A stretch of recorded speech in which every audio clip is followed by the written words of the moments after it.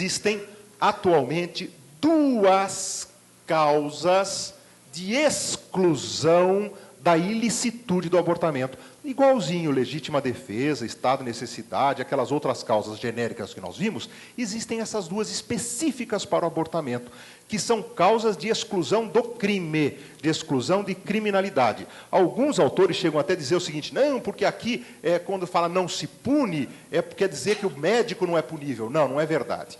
O dispositivo está claríssimo: não se pune o aborto. Com base em todos esses dispositivos direitos internacionais, que valem no Brasil como lei de natureza constitucional, eu afirmo, com base nisso, que é um direito da mulher ter acesso à rede pública de saúde para praticar o abortamento nesses casos. E é dever do Estado, dar à mulher condições para a prática do abortamento nesses casos. Dulce, por que é um tabu tão grande o aborto? O político que ousa dizer que é uma questão de saúde pública muito provavelmente não será eleito. Nós somos um país hipócrita?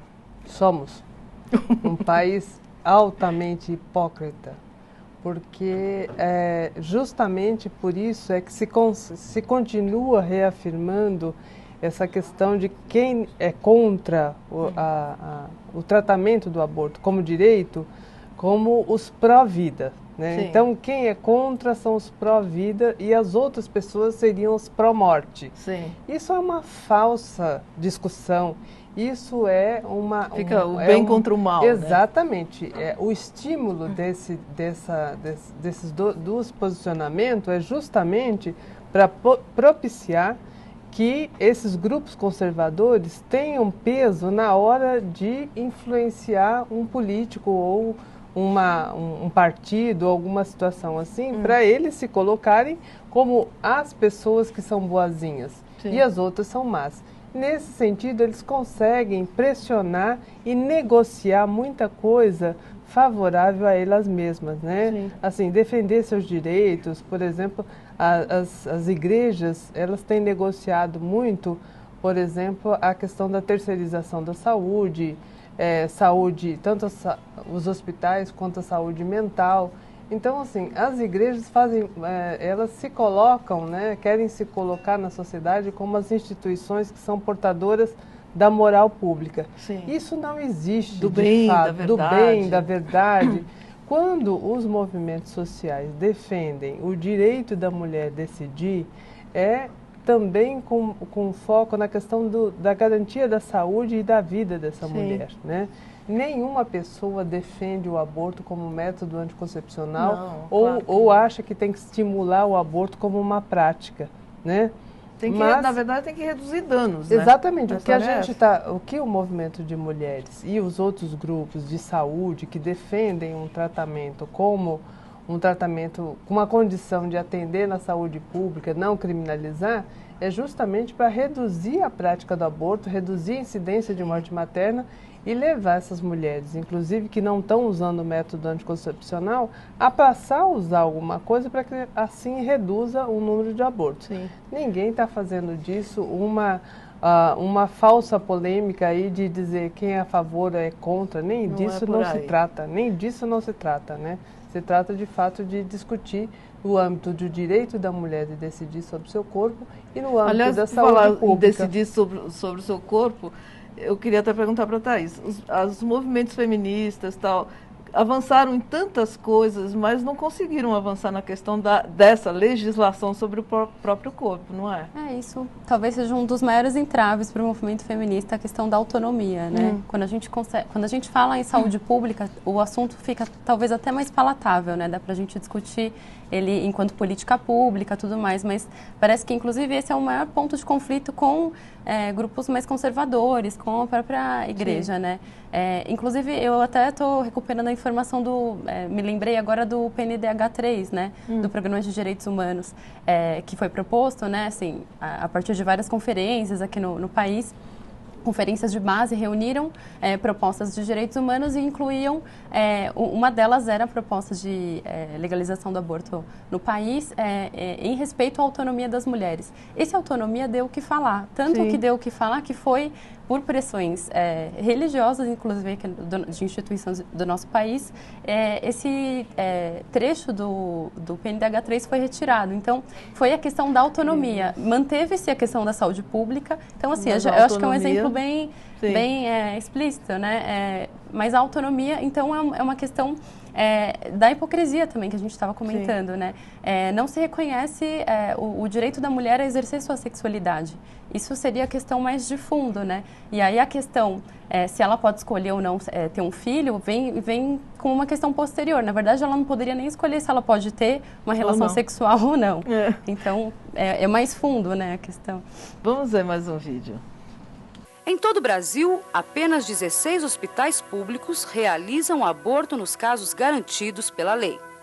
As experiências pioneiras no atendimento ao aborto legal. As posições da Igreja e dos médicos ginecologistas. Os debates no Congresso Nacional e a forma como o aborto aparece na mídia. O aborto na sociedade. Não basta nós termos os meios técnicos e as normas legais. Nós temos que fortalecer o nosso diálogo com a sociedade, não esquecendo que se hoje o aborto é penalizado no Brasil moralmente e também legalmente, é porque existe um nível de consenso das classes dominantes em relação a isso, e se esse nível de consenso persiste, é porque há um nível também de acomodação e cooptação, né, dos setores políticos que poderiam estar questionando. Então, quiçá, a CUT possa vir a se somar como parceira, como voz ativa nesse questionamento sobre a regulação do corpo feminino, a medicalização, a utilização do corpo feminino apenas como um meio de procriação, esquecendo, então, os direitos, os desejos e as possibilidades de cada mulher. Nossos vídeos são de 2000 e falava-se de 16 hospitais. Como é que está a situação agora, Dulce? Olha, está por volta de 60, 70 serviços públicos de saúde que atendem os casos de aborto legal previstos por lei.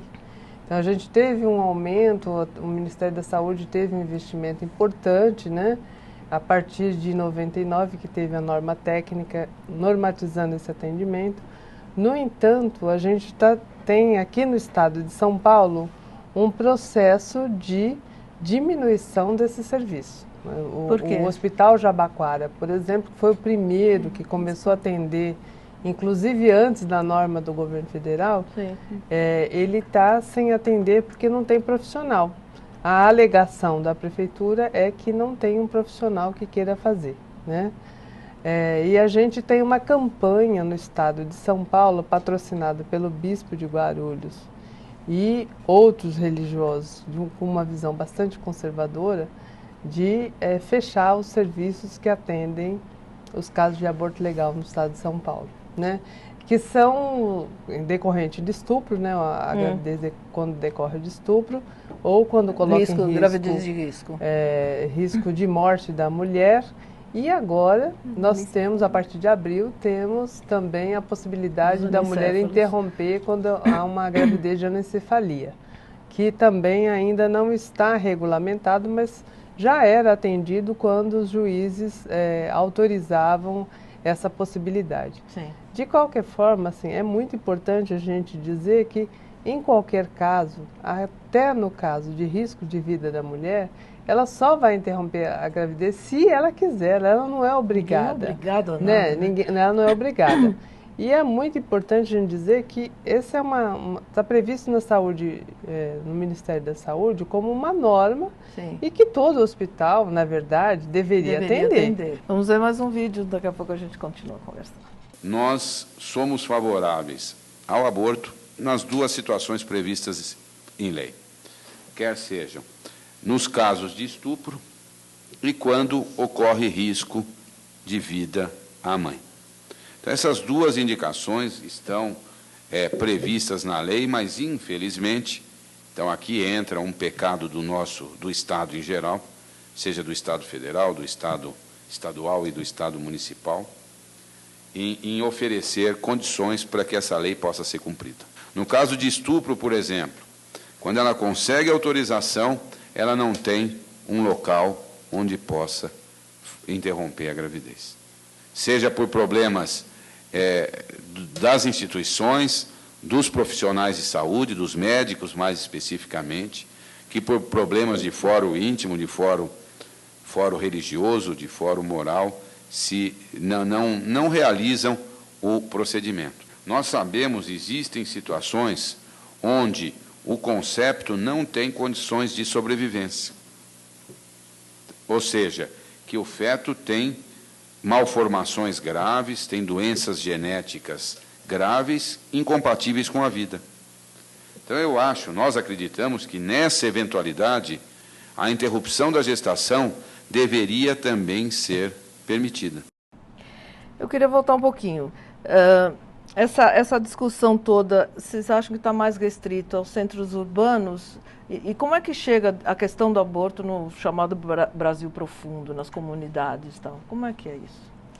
Então, eu acredito que a discussão, como a Dulce estava comentando antes, na forma que ela estava comentando antes, de centros de referência que atendem ao aborto legal, está muito mais ligada aos âmbitos urbanos, porque se a gente tem 60 ou um pouquinho mais de 60 hospitais no tamanho do país que a gente tem, credenciados para fazer o aborto legal, certamente eles não estão atendendo o Brasil mais distante, né? Assim, o Brasil dos campos, as comunidades mais afastadas dos centros urbanos, certamente não estão sendo atendidas e são provavelmente onde acontecem os casos de aborto clandestino e que as mulheres não têm nem acesso à sua própria, ao seu próprio amparo de saúde, né? Música, Tereza Matoli. Vamos cantar mais? Vamos. Sereia Marujo? Sereia Marujo é do minha. Composição tua e é o segundo CD, né? Segundo CD. Segundo CD, Sereia Marujo. Vamos embora. Então vamos lá.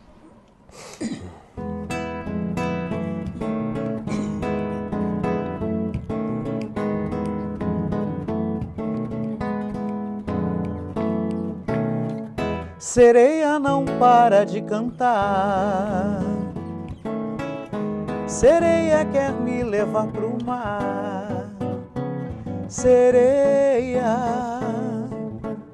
sereia perdeu, quer encontrar seu espelho, seu pente, seu colar. Sereia perdeu, quer encontrar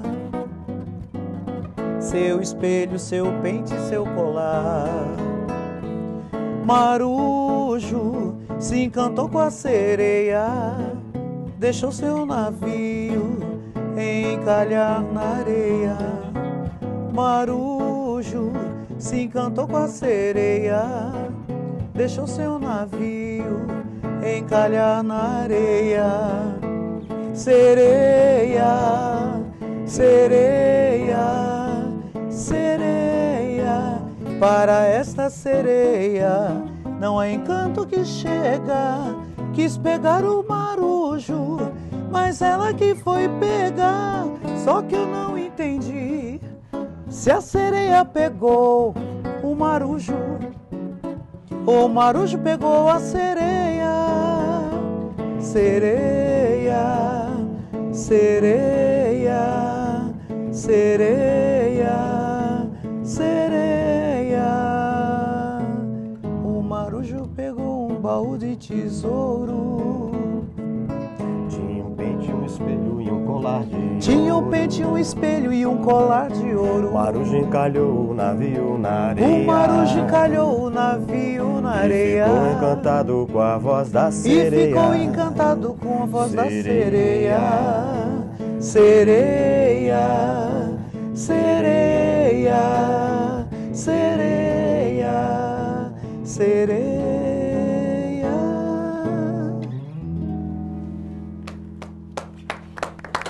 Obrigado.